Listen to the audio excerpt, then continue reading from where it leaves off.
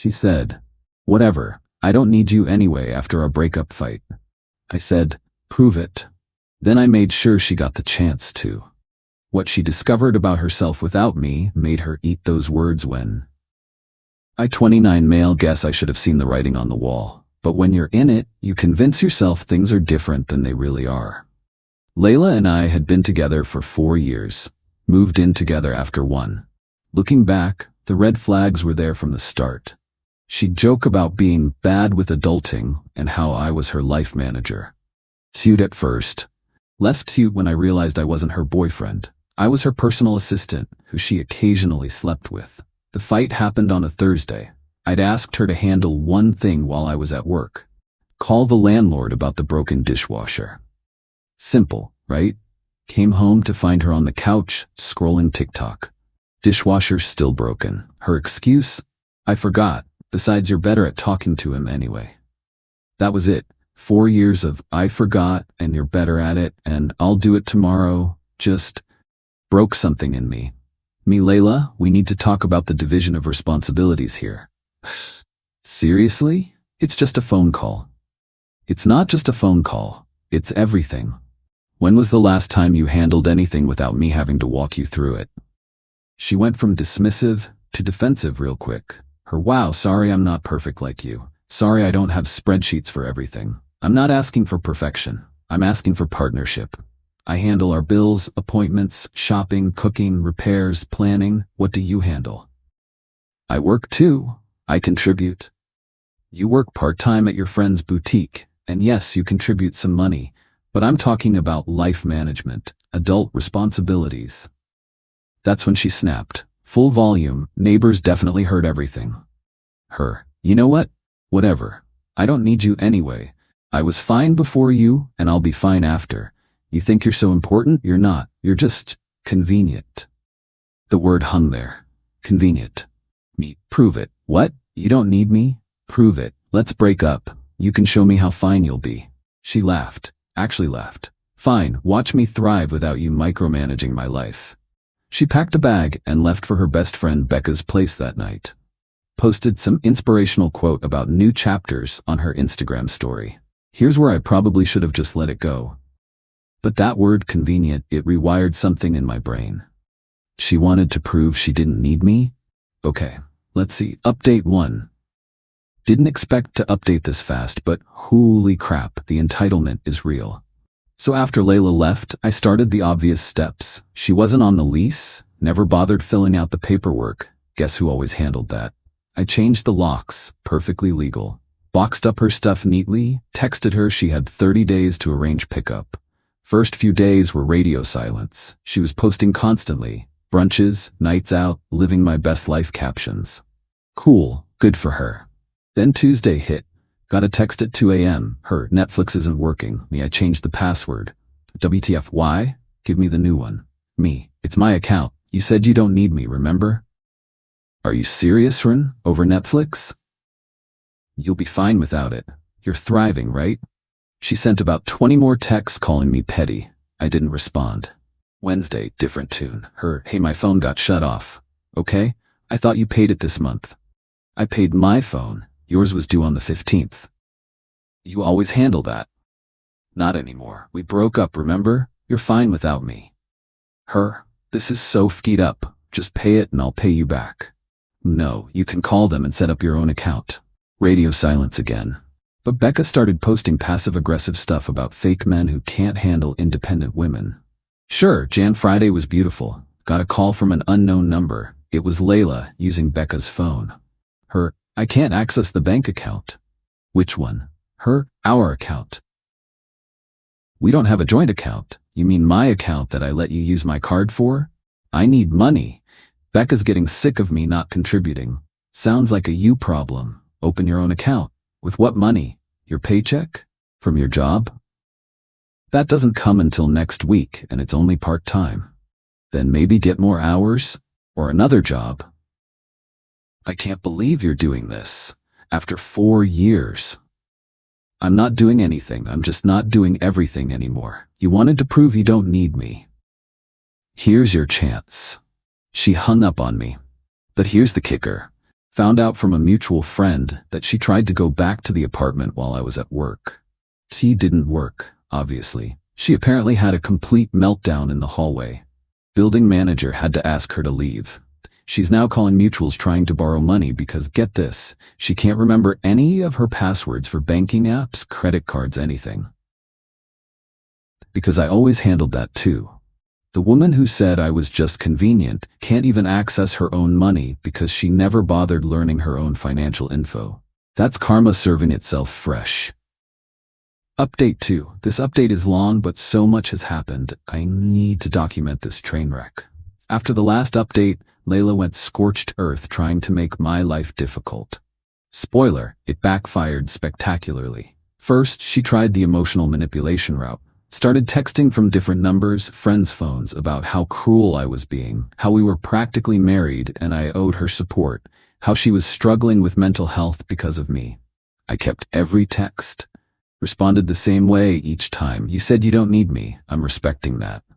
When that didn't work, she escalated. Showed up at my work. Twice. First time, she played sad. Waited by my car at lunch, tears ready. Her, can we just talk, please? Me, we talked. You said I was convenient. We're done. I didn't mean it like that. Me, how did you mean it? Her, I was just angry. Me, and now you're just broke. Not my problem. She started yelling about how I financially abused her by cutting her off. Security came over. I explained she was my ex who wouldn't leave me alone. They asked her to leave. She left, but not before screaming that I'd regret this. Second time, she brought backup. Becca and 2 other friends. They tried to corner me in the parking garage. You need to man up and take care of Layla. Why? Because she's struggling. She can't even afford her car payment. Then she should sell the car. Other friend. You can't just abandon her. I didn't abandon anyone. She left. She said she didn't need me. I'm just agreeing with her. She has to sleep on my couch. Then charge her rent. They all started talking at once about responsibility and real men and how I was being abusive. I took out my phone and started recording. Me, are you harassing me at my workplace right now? They shut up real quick. Left without another word. But the best part came last week. Remember how she couldn't remember her passwords? Well, turns out she also couldn't remember other pretty important stuff. Like when her car registration was due, or her insurance payment, or that speeding ticket from 3 months ago she forgot to tell me about. Guess what happens when you don't pay a speeding ticket? They suspend your license. Guess what happens when you drive on a suspended license with expired registration and lapsed insurance? Yep, she got pulled over. Car got impounded. She got arrested. Had to spend a night in jail because Becca was done with her drama and wouldn't bail her out immediately. But here's where it gets really good. While in jail, she missed a shift at the boutique. Not the first one she'd missed. Turns out showing up on time is hard when nobody's waking you up anymore. They fired her, so now she's jobless, carless, with a suspended license and court fees. And then, this is my favorite part, her mom called me, not to yell, to apologize. Mom, I'm sorry she's been harassing you. We told her for years she needed to grow up. Me, it's not your fault. We enabled her too, always bailed her out. Not anymore, she needs to learn. Good for you. Can I ask, did she really not know any of her own passwords? She didn't know her own social security number until last year. Long sigh. Lord help us. Apparently Layla had moved back home after Becca kicked her out, but her parents gave her an ultimatum, get a job and contribute or leave. She threw a tantrum. They held firm. She's now frantically applying everywhere, but turns out having 0 references because you got fired for no-showing isn't great for job hunting. Last I heard, she was begging her mom to co-sign for a new phone plan because she couldn't pass a credit check. 4 years I spent handling every aspect of this woman's life, and she really thought she didn't need me. The best part? I'm thriving. Turns out when you're not managing 2 lives, you have way more time and money. Got a promotion at work. Started dating someone who actually knows how to adult. Life's good. Meanwhile, she's learning what "I don't need you" actually means when you've never paid a bill on time in your life. Final update. Wasn't planning to update again, but the conclusion to this saga is too perfect not to share. So for the past month, things were quiet. Too quiet. I figured Layla had finally accepted reality and was moving on. Nope. Last week got a text from an unknown number. "Hey, this is Layla. Can we talk? I've been doing a lot of thinking." I almost ignored it. But curiosity won. Me. "What do you want?" Her. "I wanted to apologize and maybe explain some things. Could we meet for coffee, public place just to talk?" Against my better judgment, I agreed. Met her at a Starbucks downtown. She looked rough. Hair in a messy bun, no makeup, wearing sweats. Far cry from the Instagram-ready Layla I dated. Her. "Thanks for coming. You have 10 minutes. Fair. Look, I've learned a lot these past few months. Such as her, that I don't know how to be an adult. Like at all. I stayed silent. Her, "Did you know I didn't even know how to write a check? I had to YouTube it. YouTube it. I'm 28 years old." Me, and I'm sorry, not trying to get you back. I know that ship has sailed, but I needed to apologize. For what specifically? For treating you like staff instead of a partner, for calling you convenient, for everything. She went on to explain how she'd been in therapy, court-mandated from her arrest, but still. How her therapist made her list every single thing I used to do for her. The list was 3 pages long. Single-spaced. Her. I didn't even know our address for the first 2 years. How messed up is that? Pretty messed up. My mom had to teach me how to do laundry. Laundry, because you always did it. The revelations kept coming. She didn't know how to check her credit score. Didn't understand how car insurance worked, had never scheduled her own doctor's appointment. The list went on. But the worst part, I was proud of not knowing. Like it made me quirky or cute. Oh, I'm just bad at adulting. Like it was a personality trait instead of a massive character flaw.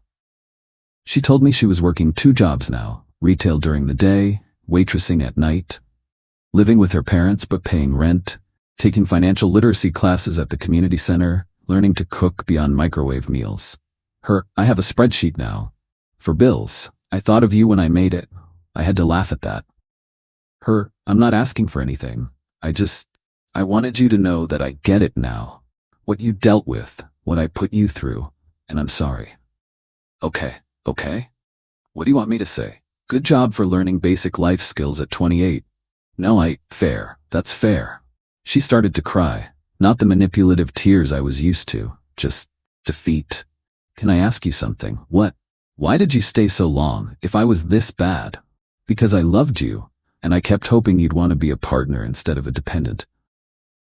I thought I was being a good girlfriend. I really did. I thought relationships were supposed to be like having a parent? Yeah, God, that's sick, isn't it? Yeah, it is." We sat in silence for a minute. "The girl you're dating now? Does she know her own passwords?" "She manages her own investment portfolio." "Good, that's good. You deserve that." She got up to leave, then turned back. "For what it's worth, you weren't just convenient. I was just too immature to know the difference between love and dependence. And now? Now I know, and I have to live with that." She left. Haven't heard from her since. Mutual friends tell me she's still working both jobs, still living at home, still going to therapy, taking it one day at a time, finally learning who she is when she's not being propped up by someone else. As for me, life's amazing. My new girlfriend and I just planned a vacation together. She handled her half of the bookings. It's the little things. Sometimes the best revenge isn't revenge at all. It's just letting people experience the consequences of their own choices.